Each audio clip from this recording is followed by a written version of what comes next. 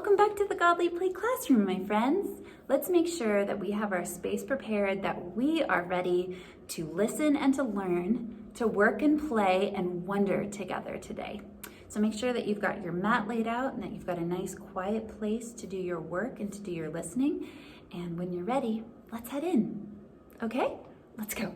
All right, first things first, let's change the circle of the church year. We're gonna move our arrow ahead one and find that we are on the last week of that great green growing season and right on the cusp of Lent. Let's turn now to Teacher Andrea and hear our story for today.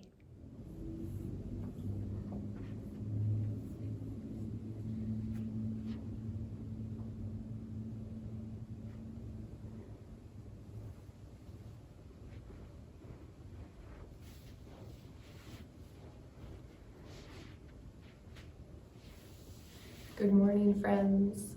Welcome back to Godly Play. We're going to hear another wonderful story this morning, and I'm really excited to share it with you. So if everybody's ready,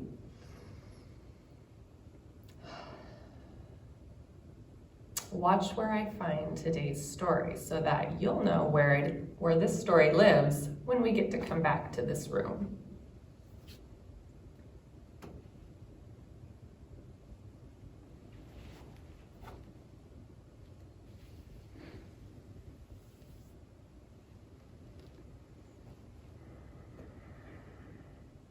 It is now the time of the color purple. It's a time for us to prepare. Purple is the color of kings. And we are preparing for the coming of a king and his going and his coming again. We are preparing to enter the mystery of Easter. This is a serious time. It takes many weeks to get ready to enter the mystery of Easter. So let's look inside and see how long it takes and what Lent makes when it's all put together.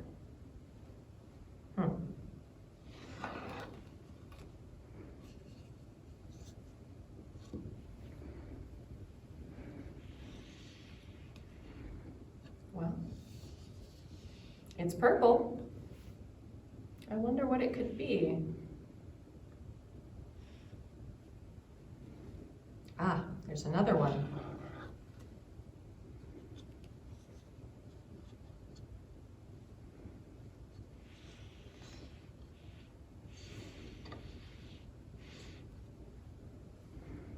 And another.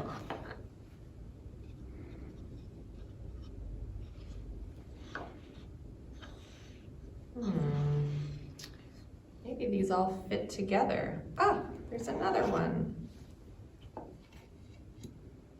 Now there are 4. 1, 2, 3, 4 weeks in Lent. That's the same amount of time that it takes to get ready to enter the mystery of Christmas. Maybe the mystery of Easter is the same. 4 weeks to get ready. Oh, but there's another one in here. 5 weeks. That means that the mystery of Easter is an even bigger mystery than the mystery of Christmas. It takes longer to get ready. Wow, this must be a big mystery. Oh, and look, there's even one more. 6. 1, 2, 3, 4, 5, 6 weeks of Lent. 6 weeks to get ready to enter the mystery of Easter. This must be a great mystery.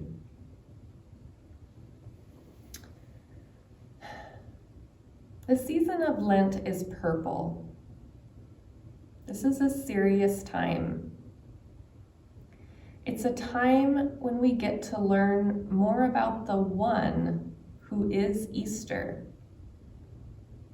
and to figure out more about who we really are.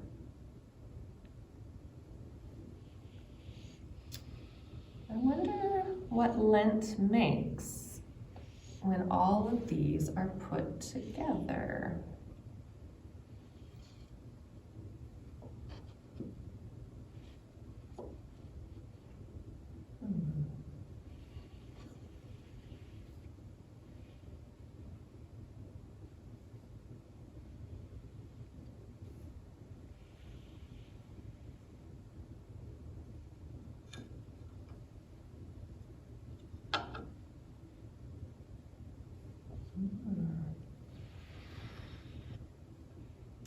Makes a cross, a purple cross.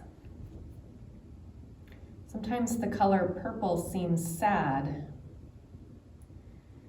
Jesus grew up to be a man, and he died on a cross.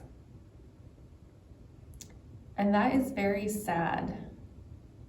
But it is not only sad. The season of Lent is serious. But once we get to Easter, the color changes.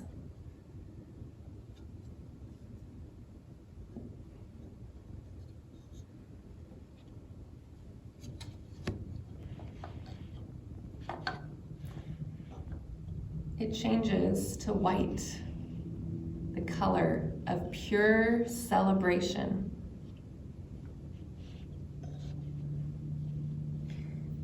Lent is sad, but Easter is pure celebration.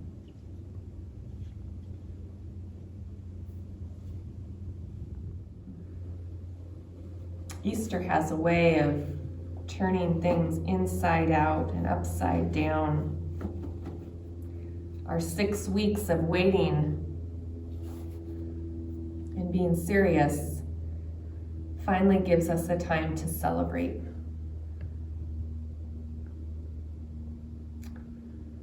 Now, I wonder if any of you have ever seen these colors before. I wonder if you've seen them anywhere in our church.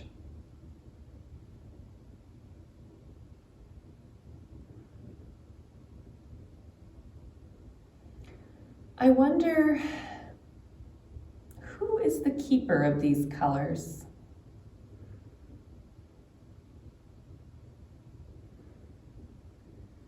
I wonder where the colors go when it's not their season.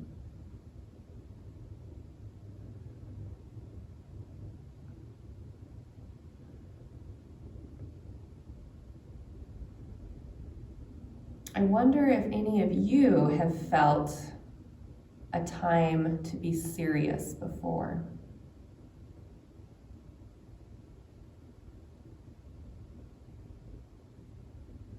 I wonder how many of you have felt the feeling of pure joy.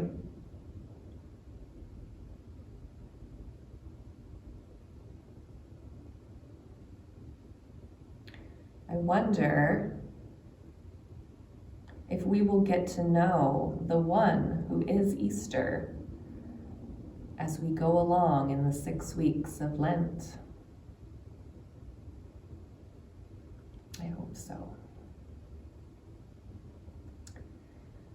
Okay, that's the end of our story today.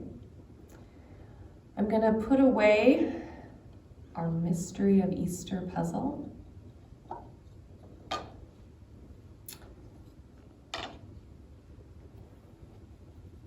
And we're going to keep the bag on its white side to remind us that as we go through Lent, time of being serious and getting ready, that the white, Easter, the joy, isn't far away.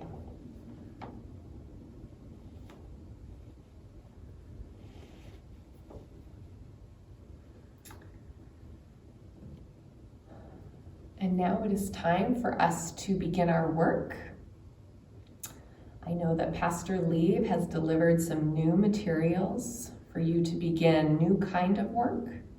Should you choose to do that, remember your work choice is always up to you. Only you know what you're going to decide. Pastor Lee will tell you more about what she provided in her kits, and I hope that you have some fruitful work. We'll see you soon. Okay, hey friends, so we actually have 2 activities for today, and you can do one or both or none of them. It's totally up to you. You might do one today and then save one for later in the week. The first activity involves the piece of white foam that's in your kits. I have cut mine into the shape of a cross. I did this freehand. I just kind of looked at it and did my best to make a nice cross, but you might recruit a parent to help you with this, and you might find a ruler or the edge of a box to help you make these straight lines and these sharp corners. Anyway, leave one side white, just like in Teacher Andrea's story. One side is white, representing Easter. The other side, we're gonna decorate for Lent. And I encourage you to choose purple, just like in the Lenten puzzle that we worked with today. Lent is a purple season. In mine, I actually chose 2 different colors of purple. One looks almost black on the screen, and the other's really light. And I chose to decorate with marker. That seemed to work best with the foam. And I did circles, these spirals. They remind me of the labyrinths that you can walk during seasons like Advent so that you can go on a journey in your heart. So pause and take a moment to cut and as much time as you want to decorate your cross. And then I'll tell you what's next. Okay, meet me back here in just a second when you're ready. All right, so the next step is going to be to cut this up into 6 different pieces. We are turning this foam cross into a puzzle, into a Lenten puzzle, just like we worked with in our story today. So you might want to kind of sketch out with pencil or just in your mind 6 different pieces. Let's see, I'm gonna do my best and I'll show you what I come up with. Okay friends, as you can see, I have cut my Lenten cross into 6 different pieces, 1 piece for each Sunday in Lent. Let's see if I can put these back together again. Maybe I'll give it to Isla and Ziggy to figure out. Okay, so that's one activity. The second activity today is to create a wilderness box. And all the materials for this are in this little canvas tote that's in your bags. There's a little satchel of materials, and there's also a tin filled with sand. This is sand from the Godly Play classroom from one of our desert boxes. So a little gift from the classroom to your home. So you can find all of these materials in this little canvas tote. I chose the wilderness box because of the 40 days that Jesus spent in the wilderness after he was baptized. The Spirit led him out there and he was tempted by the devil. He had to resist the temptation of power and the temptation of food, the temptation of fame. And he resisted all of those, came back to us to lead us in God's way, and we're so glad that he did.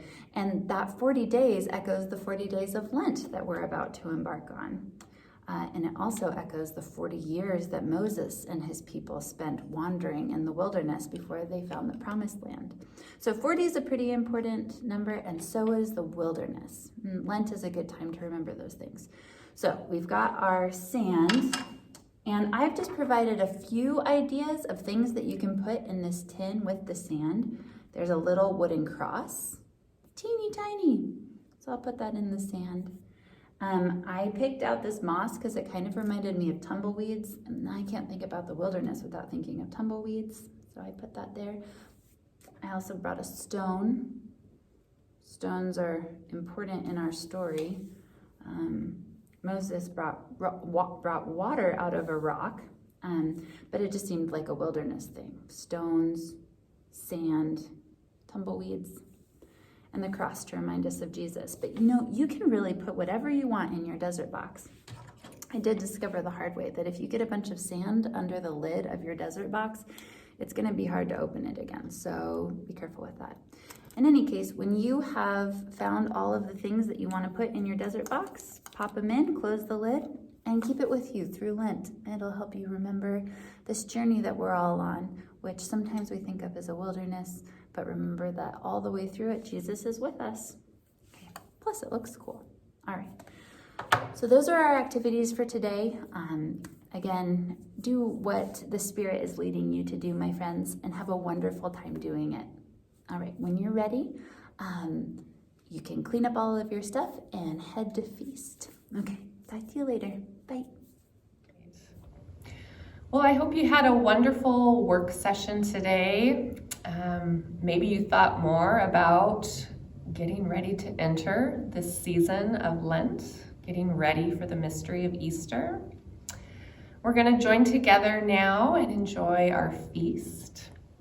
So if you haven't already, find something in your home that you can bring to enjoy feast together. And if you're ready, I'll have you bow your heads and we'll say grace. Dear Jesus, thank you for preparing our hearts and our minds to get us ready to enter one of the greatest mysteries of your life. We ask that you bless this feast and our time together, and that you keep us safe as we go out and spread your word. Amen.